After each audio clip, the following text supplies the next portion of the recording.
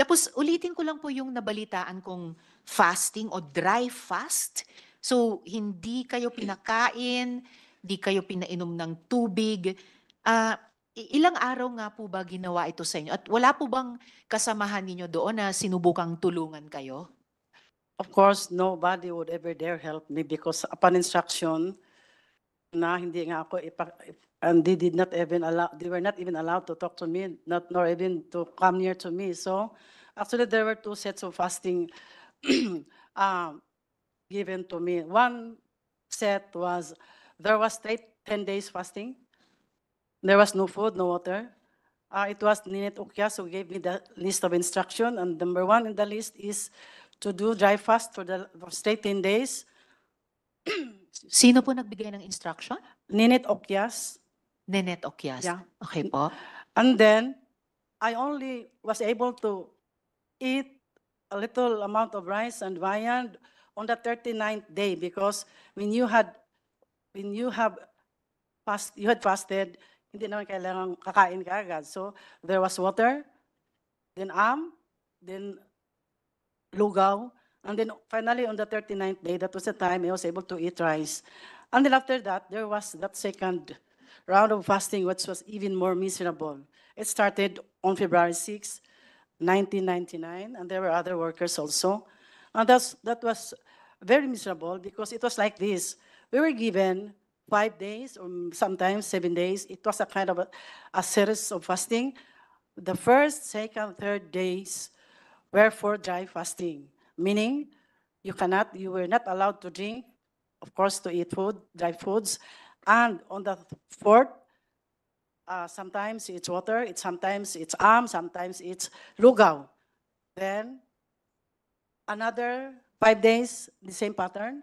Sometimes it became 7.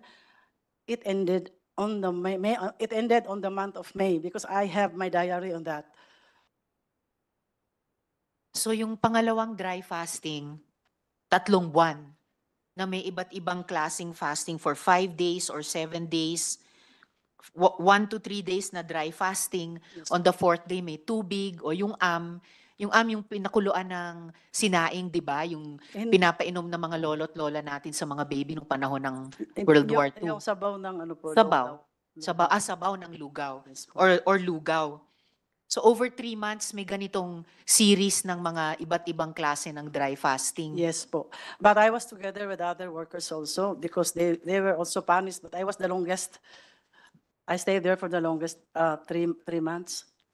And yung una pong dry fast, yung unang set ng pagpapa-dry fast sa inyo na 10 araw, walang pagkain, walang tubig.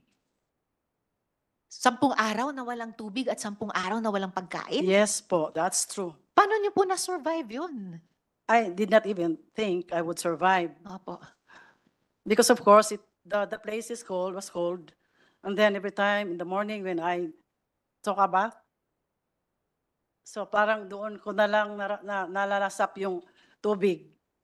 Kaya I keep taking a bath 3 times a day.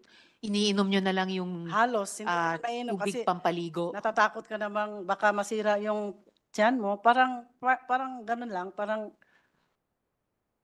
And after 39 days, ganun ulit, pinainom muna kayo ng tubig, ng and then pinakain ng lugaw, and finally, kanin. yes, on the 39th day. But there was a month, I think it was month of December, may kinain na rin ako doon.